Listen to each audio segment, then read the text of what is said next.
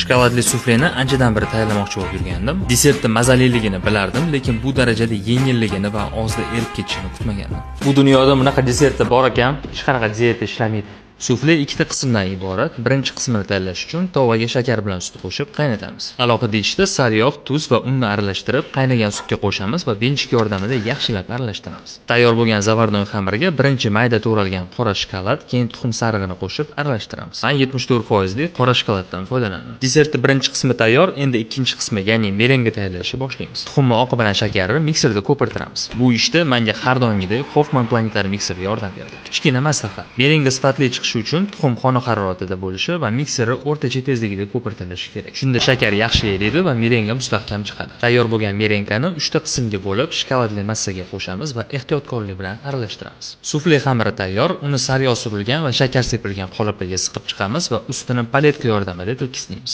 Sariyog'ni qoliplarga kistichkada pastdan tepaga qilib suramiz. Bu juda muhim. Sufleni pechkada 160 gradusda 14 daqiqa pishiramiz va issiq holda tortamiz. Sufle vazdushniy bo'lgani hisobiga usti ko'tarilib pishadi. Uni teksturasini qanchalik yengilligini videoda o'zingiz ko'rib turibsiz. To'liq retseptni har doimgidek opisiyaniyada qoldiraman. Shirinlik haqida fikringizni izohlarda kutaman. Video yoqqan bo'lsa, like bosishni unutmang. Sevdim boru.